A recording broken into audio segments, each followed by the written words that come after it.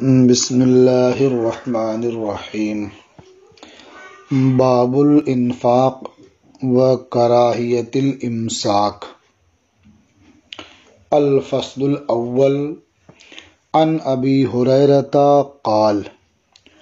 قال رسول اللہ صلی اللہ علیہ وسلم لو کان لی مثل احد ذهبا لسرنی ان لا یمر علی ثلاث لیال وعندی منہ شیء الا شیء ارصدہ لدین۔ یہ مشکوٰۃ المصابیح کا صفحہ نمبر 164 ہے۔ اسی کی دوسری سطر میں ہے باب الانفاق و کراہیت الامساک۔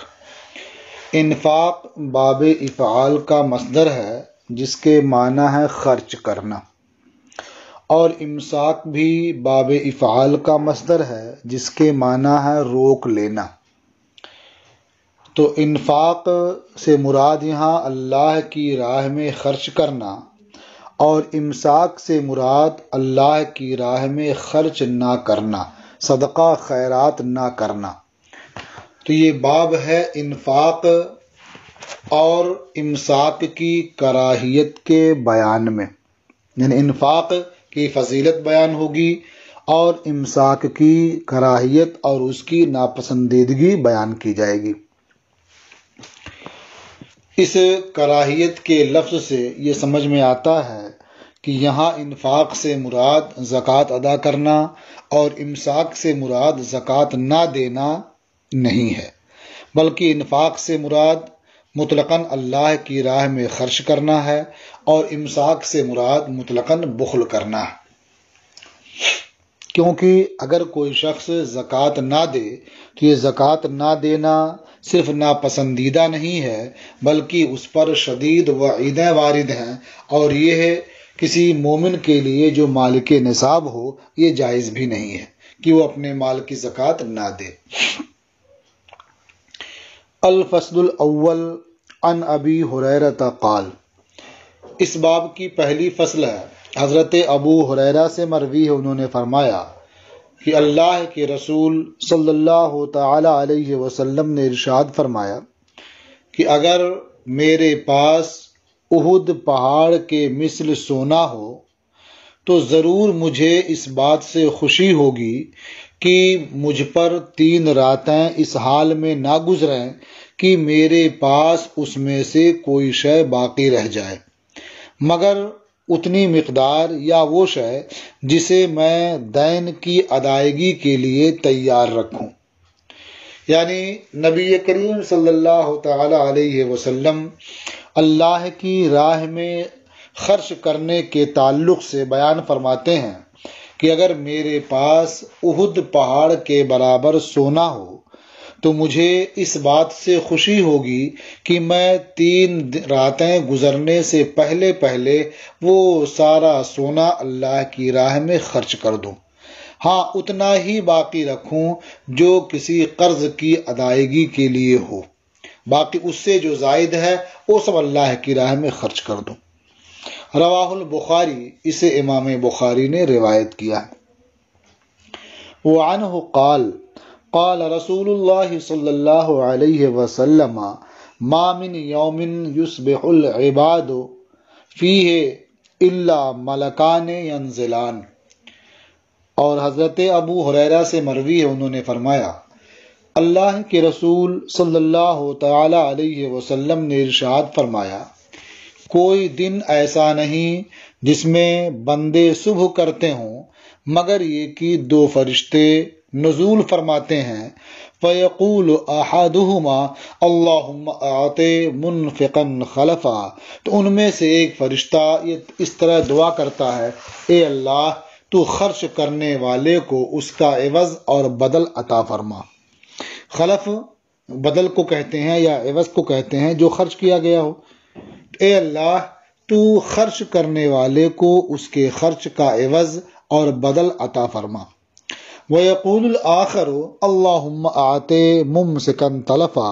اور دوسرا فرشتہ کہتا ہے، اے اللہ تو بخیل کے مال کو ہلاک و برباد کر دے۔ ممسک جو روک لینے والا ہو یعنی بخیل،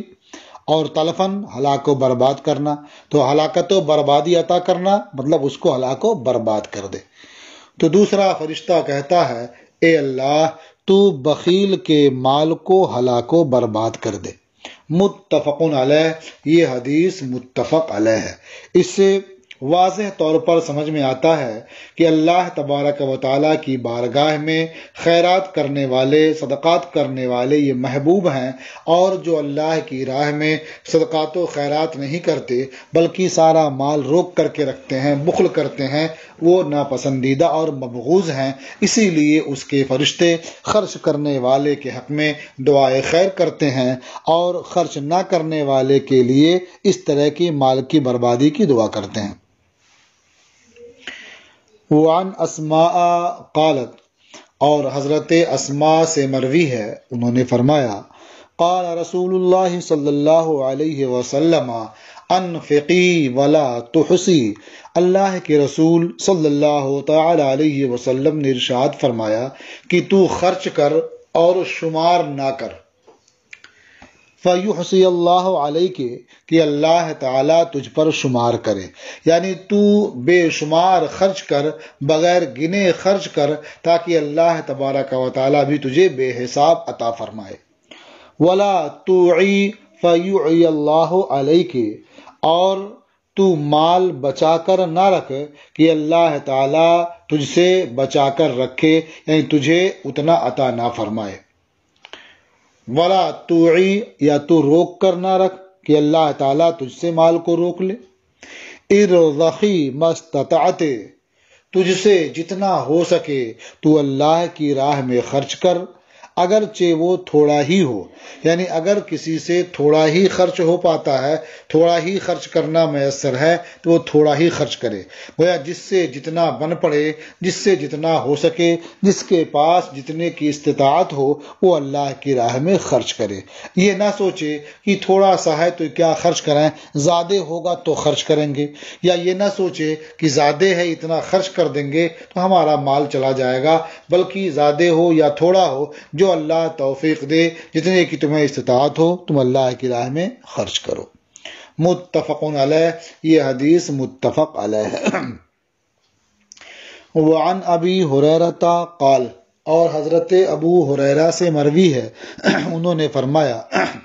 قال رسول اللہ صلی اللہ علیہ وسلم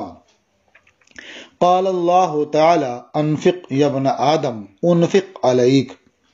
اللہ کے رسول صلی اللہ تعالی علیہ وسلم نے ارشاد فرمایا کہ اللہ تعالی نے فرمایا اے ابن آدم تو خرچ کر، میں تجھ پر خرچ کروں گا، یعنی تو میری راہ میں خرچ کرے گا تو میں تجھے عطا کروں گا، تجھے دوں گا۔ متفق علیہ، یہ حدیث متفق علیہ۔ وعن ابی امامۃ قال قال رسول اللہ صلی اللہ علیہ وسلم یا ابن آدم ان تبذل الفضل خیر لک وان تمسکہ شر لک، ابو امامہ سے مروی ہے، انہوں نے فرمایا کہ اللہ کے رسول صلی اللہ تعالی علیہ وسلم نے ارشاد فرمایا اے ابن آدم، تیرا زائد کو خرچ کرنا تیرے حق میں بہتر ہے، اور تیرا اسے روک رکھنا تیرے حق میں برا ہے۔ ولا تلام علی کفاف، اور بقدر ضرورت روک رکھنے پر تجھے ملامت نہیں ہے، یعنی آدمی کو جو خرچ کرنے کا حکم دیا جا رہا ہے، جو خرچ کرنے کے لیے کہا جا رہا ہے، وہ چیز ہے جو اس کی ضرورت سے، اس کی حاجت سے فاضل ہو، لیکن جو اس کی اپنی ضرورت ہے تو اسے خرچ نہ کرے، اسے روک کر کے رکھے، تو یہ وہ قابل ملامت نہیں ہے، اس پر اس شخص کو ملامت نہیں کی جائے گی۔ ولا تلام علی کفاف، اور قدر حاجت روک لینے پر تمہیں ملامت نہیں کی جائے گی۔ وابدأ بمن تعول، اب یہ ہے کہ آدمی کو اللہ کی راہ میں خرچ کرنا ہے، خیرات کرنا ہے، تو اس کے لیے ضروری نہیں ہے کہ وہ جا کر کے دوسرے فقیروں محتاجوں کو دے آئے، بلکہ اس کا آغاز ان لوگوں سے کرے جن کی تم کفالت کرتے ہو، جو کفالت میں ہیں۔ فرمایا وبدا بمن تعول، اور ان لوگوں سے آغاز کر جو تیری کفالت میں ہیں، جن کی تم دیکھ بھال کرتے ہو، یعنی ان کی ضرورت کی مقدار جو تو نے نفقہ مقرر کیا ہے اس میں تم اضافہ کر لو، اور زیادہ نفقہ دو انہیں، ان کے کھانے پینے میں فراوانی اور فراخی کرو، اور اس کے بعد جب باقی بچے تو اپنے پڑوسیوں کو دو، دیگر عزیز و اقارب کو دو، اور اس سے بھی زیادہ اگر ہو دوسرے گاؤں کے لوگوں کو بھی دے سکتے ہو۔ رواہ مسلم، اسے امام مسلم نے روایت کیا ہے۔ وعن ابی ہریرہ قال قال رسول اللہ صلی اللہ علیہ وسلم مثل البخیل والمتصدق كمثل رجلین علیہما جنتان من حدید قد اضطرت ایدیہما الی ثدیہما یا ثدیہما وتراقیہما۔ حضرت ابو ہریرہ رضی اللہ تعالی عنہ سے مروی ہے، انہوں نے فرمایا کہ اللہ کے رسول صلی اللہ تعالی علیہ وسلم نے ارشاد فرمایا کہ بخیل اور خیرات کرنے والے کا واقعہ یا اس کی مثال ان دو مردوں کی سی ہے جن پر لوہے کی دو زرہیں ہیں، ان کے جسم پر لوہے کی دو زرہیں ہیں، قد اضطرت ایدیہما الی ثدیہما۔ دیکھیے الثدیو یہ واحد ہے، اسی کی جمع آتی ہے ثدی، اور یہاں دونوں روایتیں ہیں الی ثدیہما جمع کے ساتھ اور الی ثدیہما مفرد کے صیغے کے ساتھ۔ قد اضطرت ایدیہما، اب چونکہ ایدی ہے جمع کا صیغہ، اس لیے مناسب یہ ہے کہ یہاں ثدی ہو، کیونکہ آگے تراقی بھی ہے، تو ثدی جمع کا استعمال یہ زیادہ مناسب معلوم ہوتا ہے۔ تو اس ایسے دو مردوں کی طرح اس کی مثال ہے کہ جن پر لوہے کی دو زرہیں ہوں اور ان کے ہاتھ ان کے پستان اور ہنسلی کی ہڈی کی طرف باندھ دیے گئے ہوں۔ فَجَعَلَ الْمُتَصَدِّقُ كُلَّمَا تَصَدَّقَ بِصَدَقَةٍ انبسطت عنہ، تو خیرات کرنے والا جب جب صدقہ کرتا ہے، خیرات کرتا ہے، تو اس خیرات کرنے والے سے اس کی زرہ کشادہ ہو جاتی ہے۔ وَجَعَلَ الْبَخِيلُ كُلَّمَا هَمَّ بِصَدَقَةٍ، اور بخیل جب بھی صدقہ کرنے کا ارادہ کرتا ہے، خیرات کرنے کا قصد کرتا ہے، قَلَصَتْ، تو اس کی زرہ سخت ہو جاتی ہے، تنگ ہو جاتی ہے، وَآخَذَتْ كُلُّ حَلَقَةٍ بِمَكَانِهَا، اور زرہ کا ہر حلقہ اپنی جگہ کو مضبوطی سے پکڑ لیتا ہے۔ مطلب یہ ہوا کہ سخی آدمی جب وہ اللہ کی راہ میں خیرات کرتا ہے تو وہ خوش ہوتا ہے، گویا ایسے ہی ہے جیسے اس کی زرہ ڈھیلی ہو جائے اور یہ ادا کرنے کے لیے آزاد ہو اور جتنا چاہے وہ ادا کر دے۔ لیکن بخیل آدمی جب مال عطا کرنے کا ارادہ کرتا ہے، کیونکہ دل اس کا بہت مطمئن نہیں ہوتا ہے، تو یہ ایسے ہی ہے گویا اس کی جو زرہ ہے وہ تنگ ہو گئی، اب اس کا ہاتھ خرچ کرنے کی طرف بڑھ ہی نہیں سکتا۔ تو یہاں جو اس کا دل ہے یہی گویا ایک زرہ ہے، جب دل نہیں چاہتا ہے، راضی نہیں ہوتا ہے اور وہ مال سے زیادہ محبت کرنے لگتا ہے، تو ایسی صورت میں وہ اللہ کی راہ میں خرچ نہیں کر پاتا ہے۔ متفق علیہ، یہ حدیث متفق علیہ۔ وعن جابر قال قال رسول اللہ صلی اللہ علیہ وسلم اتقوا الظلم، حضرت جابر رضی اللہ تعالی عنہ سے مروی ہے، انہوں نے فرمایا اللہ کے رسول صلی اللہ تعالی علیہ وسلم نے ارشاد فرمایا اتقوا الظلم، تم سب ظلم سے بچو، فإن الظلم ظلمات یوم القیامہ، کیونکہ ظلم یہ تاریکیوں کا سبب ہے روز قیامت، یا ظلم یہ تاریکیاں ہیں قیامت کے روز۔ واتقوا الشح فإن الشح أهلك من كان قبلكم، اور بخیلی سے بچو اور بخل سے بچو، کیونکہ بخل اور حرص نے ان سب کو ہلاک کر دیا جو تم سے پہلے تھے۔ حملهم على ان سفكوا دماءهم، بخل نے، حرص نے انہیں اس بات پر آمادہ کیا کہ انہوں نے اپنے لوگوں کا خون بہایا، وَاسْتَحَلُّوا مَحَارِمَهُمْ، اور اپنے اوپر اللہ کی جانب سے حرام کی گئی چیزوں کو حلال سمجھ لیا۔ تو بخل اور حرص کی وجہ سے انہوں نے خوریزیاں کی اور انہوں نے حرام کی گئی چیزوں کو حلال سمجھ لیا، یہ حرص اور بخل کی بنیاد پر۔ لہذا تم بخل اور حرص سے بچو، کیونکہ اگر تم بھی اس کا شکار ہو جاؤ گے تو ہلاک ہو جاؤ گے۔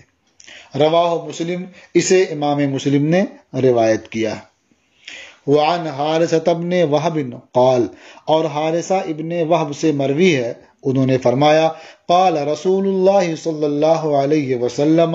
تصدقوا فإنه يأتي عليكم زمان يمشي الرجل بصدقته فلا يجد من يقبلها۔ حارثہ ابن وہب سے مروی انہوں نے فرمایا کہ اللہ کے رسول صلی اللہ تعالی علیہ وسلم نے ارشاد فرمایا کہ تم سب خیرات کرو، صدقہ کرو، کیونکہ تم پر ایک زمانہ ایسا آئے گا کہ مرد اپنا صدقہ لے کر کے چلے گا تو ایسے کسی شخص کو نہیں پائے گا جو اس کا صدقہ قبول کر لے۔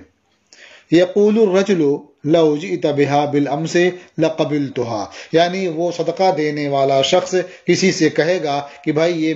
میں نے صدقہ نکالا ہے، تم یہ قبول کر لو، تو وہ مرد کہے گا لو جئت بها بالامس، اگر تم گزشتہ کل صدقہ لے کر کے آتے لقبلتها، تو میں اسے قبول کر لیتا، فاما اليوم فلا حاجت لی بها، لیکن آج تو مجھے اس کی کوئی حاجت نہیں ہے، کوئی ضرورت نہیں ہے۔ متفق علیہ، یہ حدیث متفق علیہ ہے۔ لہٰذا ابھی مال صدقات قبول کرنے والے، تحفہ نذرانہ اس طرح سے قبول کرنے والے موجود ہیں، لہٰذا تم اللہ کی راہ میں فقراء مساکین کو دو، ان پر خیرات کرو، ان کا تعاون کرو، اس لیے کہ وہ وقت آ جائے گا جب کوئی تعاون قبول کرنے کے لیے بھی تیار نہیں ہوگا۔ وعن ابی ہریرہ قال قال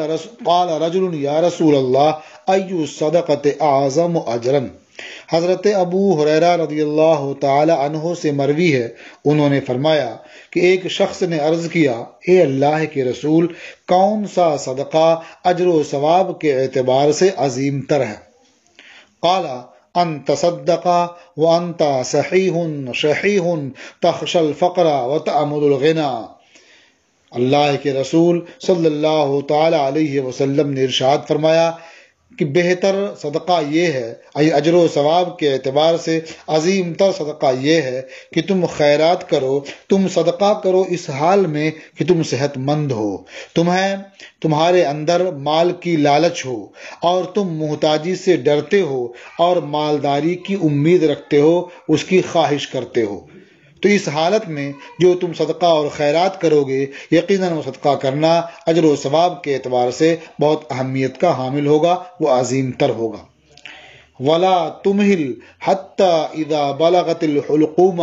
قلت لفلان کذا ولفلان کذا وقد کان لفلان۔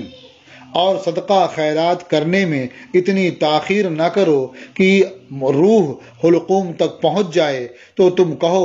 فلاں کے لیے اتنا ہے اور فلاں کے لیے اتنا ہے، حالانکہ وہ مال فلاں کا ہو چکا ہے۔ یعنی جانکنی کا وقت آنے سے پہلے ایسا نہ ہو کہ جانکنی کے وقت جب قریب آ جائے، روح نکلنے والی ہو، تو تم یہ کہو کہ اتنا فلاں کو دے دینا، اتنا فلاں کو دے دینا، اتنا فلاں کے لیے، اتنا فلاں کے لیے، اس لیے کہ اس موقع پر تہائی مال سے زیادہ میں وصیت کرنا تمہارے لیے روا نہیں ہوگا، اور تم سب میں وصیت کیے جا رہے ہو جبکہ وہ سب دوسرے وارثوں کا ہو چکا ہے۔ لہذا صدقہ خیرات کرنا صحت مند ہونے کی حالت میں اور اس حال میں کہ تمہیں اس کی ضرورت ہے، اس کی خواہش ہے، تمہیں محتاجی کا اندیشہ ہے، مالداری کی امید بھی لگائے رکھے ہو، اس وقت خیرات کرنا، صدقہ کرنا اجر و ثواب کے لحاظ سے عظیم تر ہے۔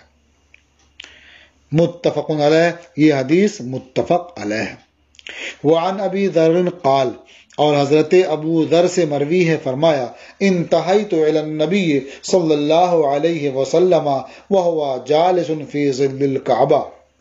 حضرت ابو ذر رضی اللہ تعالی عنہ سے مروی، انہوں نے فرمایا کہ میں نبی کریم صلی اللہ تعالی علیہ وسلم کی خدمت میں پہنچا اس حال میں کہ حضور خانہ کعبہ کے سائے میں تشریف فرما تھے۔ فلما رآنی قال ہم الاخسرون ورب الکعبہ، تو جب حضور نے مجھے دیکھا تو ارشاد فرمایا کہ وہ لوگ گھاٹے میں ہیں رب کعبہ کی قسم۔ فقلت فداک ابی و امی، تو میں نے عرض کیا کہ میرے باپ اور میری ماں آپ پر قربان، من ہم، وہ لوگ کون ہیں جن کے بارے میں حضور نے ارشاد فرمایا کہ وہ لوگ گھاٹے میں ہیں؟ قال ہم الاکثرون اموالا، حضور نے ارشاد فرمایا کہ وہ لوگ ہیں جو مال و دولت میں زیادہ ہیں، یعنی زیادہ مال و دولت والے ہیں۔ الا من قال ہاکذا وہاکذا وہاکذا، مگر یہ کہ جس نے خرچ کیا یا جس نے اس طرح اور اس طرح اور اس طرح، من بین یدیہ ومن خلفہ وعن یمینہ وعن شمالہ، اپنے آگے سے اور اپنے پیچھے سے، اپنے داہنے سے اور اپنے بائیں سے خرچ کیا۔ وقلیل ما ہم، اور ایسے لوگ تھوڑے ہیں جو اللہ کی راہ میں آگے پیچھے دائیں بائیں ہر طرف سے خرچ کرتے رہتے ہیں، یہ لوگ تھوڑے ہیں۔ متفق علیہ، یہ حدیث متفق علیہ ہے۔ الفصل الثانی عن ابی ہریرہ قال، یہ باب الانفاق و کراہیت الامساک کی دوسری فصل ہے۔ حضرت ابو ہریرہ رضی اللہ تعالی عنہ سے مروی ہے، انہوں نے فرمایا قال رسول اللہ صلی اللہ علیہ وسلم السخی قریب من اللہ، اللہ کے رسول صلی اللہ تعالی علیہ وسلم نے ارشاد فرمایا سخی اللہ تبارک و تعالی سے قریب ہے، قریب من الجنت قریب من الناس بعید من النار، وہ قریب ہے جنت سے، قریب ہے لوگوں سے اور دور ہے جہنم سے۔ والبخیل بعید من اللہ بعید من الجنہ بعید من الناس، اور بخیل آدمی دور ہے اللہ سے، دور ہے جنت سے، دور ہے لوگوں سے، قریب ہے جہنم سے۔ وَلَجَاهِلٌ سَخِيٌّ أَحَبُّ إِلَى اللَّهِ مِنْ عَابِدٍ بخیل، اور یقیناً جاہل سخی اللہ کی بارگاہ میں عابد بخیل سے محبوب تر ہے۔ یہاں جاہل سخی سے مراد وہ جاہل سخی ہے جو فرائض و واجبات کو بحسن و خوبی ادا کرتا ہے اور اس کے بعد اللہ کی راہ میں صدقہ خیرات کرتا رہتا ہے، سخاوت کرتا رہتا ہے، وہ اللہ کی بارگاہ میں اس عابد سے محبوب تر ہے جو عبادت تو زیادہ کرتا ہے، نوافل بہت پڑھتا ہے، لیکن کنجوسی کرتا ہے، بخل سے کام لیتا ہے، وہ صدقہ خیرات نہیں کرتا ہے یا بہت کم کرتا ہے۔ تو سخی جاہل اللہ کی بارگاہ میں عابد بخیل سے محبوب تر ہے۔ رواہ الترمذی، اسے امام ترمذی نے روایت کیا ہے۔ وعن ابی سعید الخدری قال، اور حضرت ابو سعید خدری سے مروی ہے، انہوں نے فرمایا قال رسول اللہ صلی اللہ علیہ وسلم لأن يتصدق المرء في حياته بدرهم خير له من أن يتصدق ب100 درهم ب100 عند موته۔ اللہ کے رسول صلی اللہ تعالی علیہ وآلہ وسلم نے ارشاد فرمایا کہ مرد کا اپنی زندگی میں 1 درہم خیرات کرنا اس کے حق میں 100 درہم خیرات کرنے سے بہتر ہے موت کے وقت۔ یعنی آدمی موت کے وقت 100 درہم خرچ کرے اور صحت کی حالت میں، اپنی تندرستی کی حالت میں 1 درہم خرچ کرے تو 1 درہم خرچ کرنا اس 100 درہم خرچ کرنے سے بہتر ہوگا۔ رواہ ابو داؤد، اسے ابو داؤد نے روایت کیا ہے۔ وعن ابی الدرداء قال، اور حضرت ابو درداء سے مروی ہے، انہوں نے فرمایا قال رسول اللہ صلی اللہ علیہ وسلم مثل الذی يتصدق عند موته او یعتق کالذی یہدی اذا شبع۔ حضرت ابو درداء سے مروی ہے، انہوں نے فرمایا کہ اللہ کے رسول صلی اللہ تعالی علیہ وسلم نے ارشاد فرمایا کہ اس کی مثال جو اپنی موت کے وقت خیرات کرتا ہے یا غلاموں کو آزاد کرتا ہے اس شخص کی طرح سے ہے جو آسودہ ہو جانے کے وقت سیراب ہدیہ کرتا ہے، تحفہ پیش کرتا ہے۔ کالذی یہدی اذا شبع، اس کی طرح سے ہے جو ہدیہ دیتا ہے جب وہ خود آسودہ ہو جاتا ہے۔ رواہ احمد والنسائی والدارمی والترمذی وصححہ، اسے امام احمد اور نسائی اور دارمی نے روایت کیا ہے اور امام ترمذی نے روایت کیا اور اسے صحیح قرار دیا۔ وعن ابی سعید قال، اور حضرت ابو سعید سے مروی ہے فرمایا، قال رسول اللہ صلی اللہ علیہ وسلم خصلتان لا تجتمعان فی مؤمن البخل وسوء الخلق، اللہ کے رسول صلی اللہ تعالی علیہ وسلم نے ارشاد فرمایا کہ دو خصلتیں، دو عادتیں کسی مومن میں جمع نہیں ہو سکتی، ایک بخل ہے اور دوسری عادت سوء اخلاق ہے، بد اخلاقی ہے۔ یعنی کوئی مومن کامل ایسا نہیں ہو سکتا کہ وہ بخیل ہو اور بد اخلاق بھی ہو، یعنی بخل اور بد اخلاقی انتہا کو پہنچی ہوئی ہو، یہ کسی مومن کے لیے نہیں ہو سکتا۔ رواہ الترمذی، اسے امام ترمذی نے روایت کیا۔ وعن ابی بکر صدیق قال، اور حضرت ابو بکر صدیق سے مروی ہے فرمایا، قال رسول اللہ صلی اللہ علیہ وسلم لا يدخل الجنت خب، اور خب دونوں طرف پڑھا گیا ہے، لا يدخل الجنت خب ولا بخیل ولا منان، اللہ کے رسول صلی اللہ تعالی علیہ وسلم نے ارشاد فرمایا کہ جنت میں دھوکہ دینے والا اور بخیل اور احسان جتانے والا داخل نہیں ہوگا۔ تو خبن بہت زیادہ دھوکہ دینے والا، اور بخیل وہ کنجوس جو اللہ کی راہ میں خرچ نہ کرتا ہو، اور منان احسان جتانے والا، یعنی کسی کو کچھ دیا تو اگلے دن اسے کہہ دیا یا چند دن بعد اسے کہہ دیا کہ میں نے تمہیں یہ دیا تھا یا میں نے تمہارے اوپر یہ احسان کیا تھا۔ تو لا يدخل الجنت خب